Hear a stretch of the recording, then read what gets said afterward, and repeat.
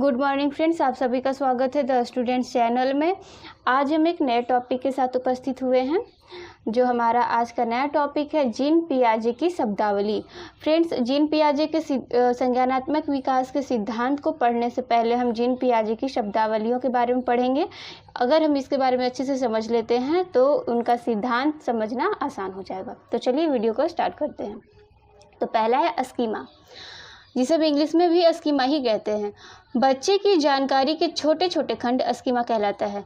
जैसे बच्चा कुछ भी देखता है तो उसके छोटे छोटे पार्ट में जो है वो दिमाग में उसका इमेज जो है वो छप जाता है। जैसे अभी हमने गाय कहा, तो जैसे ही गाय कहा तो आपके सामने गाय का इमेज जो है वो आपके आंखों के सामने आया होगा। आप तो गाय देख नहीं रहे हो अभी आप बैठे बैठे, लेकिन जैसे ही गाय कहा, जैसा भी आप गाय देखे होंगे तो वो गाय का जो इमेज है वो आपके सामने आ गया होगा। कपड़ा बोल रही हूँ तो कपड़ा जैसे भी आप देखे होंगे तो वैसा ही कपड़ा आपके सामने आ गया होगा। किताब बोलते हैं तो किताब हम पढ़ते हैं तो हम जानते हैं कि अच्छा ऊपर वाला जो फ्रंट का जो होता है वो थोड़ा हार्ड होता है और बाकी जो पेजेस होती है वो थोड़ी सॉफ्ट और ब्लैक कलर से लिखी होती है। तो जैसा कि हम लोग किताब पढ़ते हैं तो किताब के नाम लेने पर क्या होता है, किताब हमारे सामने उसका फ़ोटो जो है वो आ जाता है। मोबाइल बोलते हैं तो मोबाइल जो है वो हमारे सब मोबाइल का जो फ़ोटो है वो हमारे आंखों के सामने आ जाता है। मतलब ये कि जो भी चीज़ें बच्चा देखता है या हम देखते हैं वो सारी चीज़ें क्या होती है, हमारे दिमाग में छप जाती है और वही कहलाती है स्कीमा। जैसे मानसिक संरचना के आधार पर किया गया व्यवहार स्कीमा कहलाता है।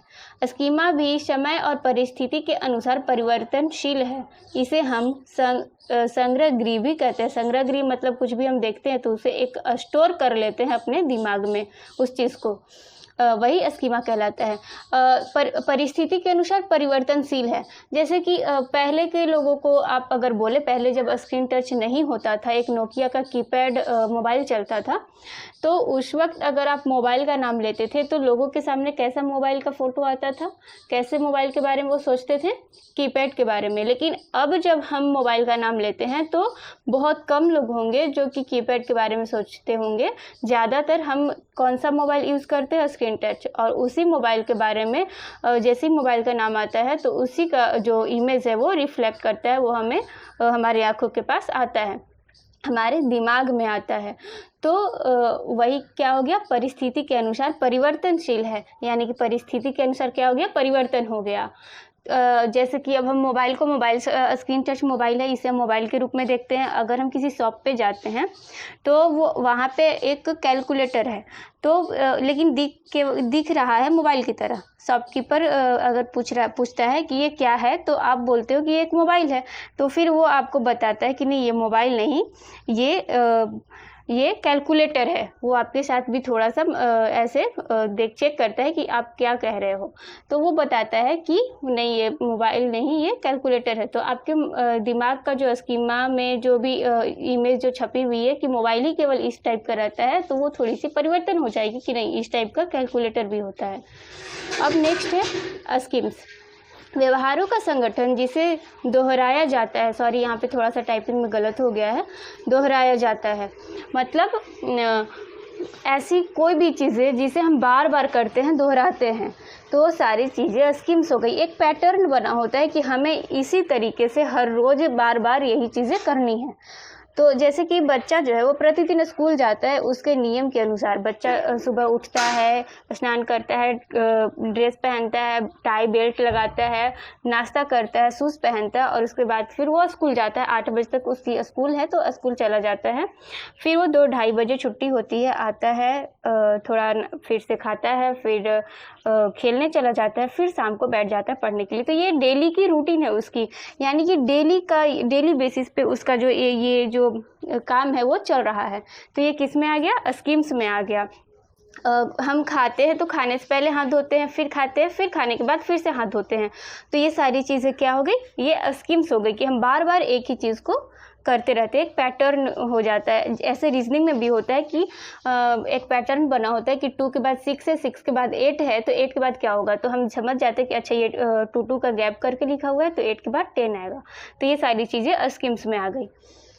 अगला है अनुकूलन, एडप्टेशन, विषम परिस्थिति में खुद को या जानकारी का अनुकूलन।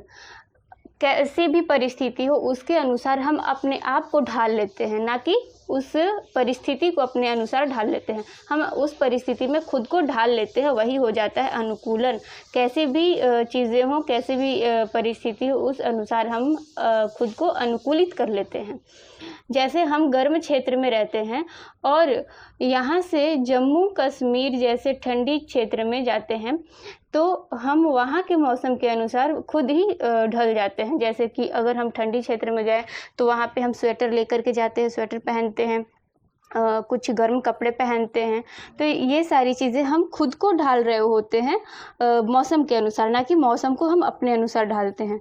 ठीक है, तो यही हो जाता है अनुकूलन की परिस्थिति के अनुसार आप खुद को ढाल रहे होते हो, खुद को अनुकूलित कर रहे होते हो। अनुकूलन में दो चीज़ें आ जाती है, समावेशन जिसे हम आत्मसात भी कहते हैं और इंग्लिश में एसिमिलेशन कहते हैं, और दूसरा है समायोजन, एकोमोडेशन। तो पहले हम जानते हैं समावेशन के बारे में। तो पुरानी जानकारी में नई जानकारी को शामिल करना, परंतु कोई विरोध या अंतर नहीं होता।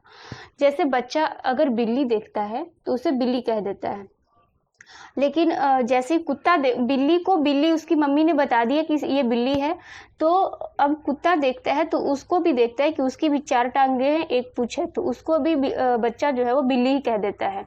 तो उसके बाद फिर उसकी मम्मी जो देखती है तो उसे बताती है बेटा ये बिल्ली नहीं, ये कुत्ता है।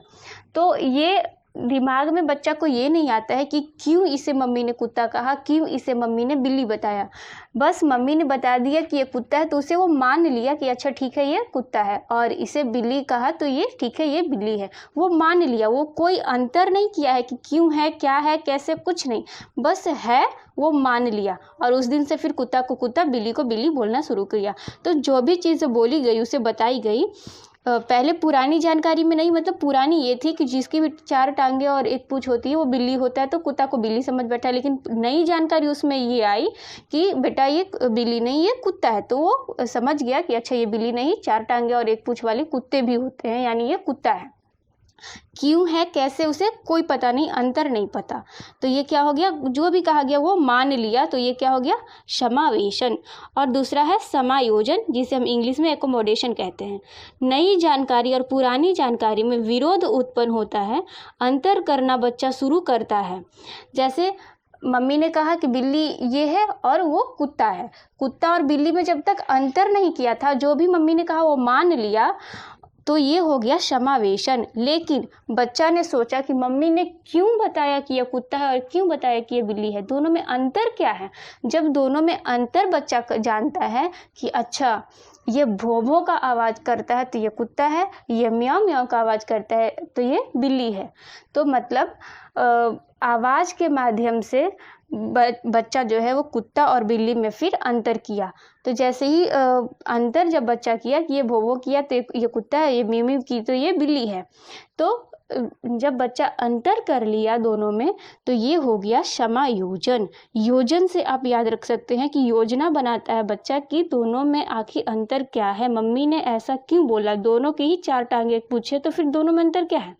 तो फिर बच्चा क्या किया, खुद से फिर अंतर किया, खुद से अंतर किया, आवाज़ के माध्यम से पकड़ा कि ये कुत्ता है और ये बिल्ली है।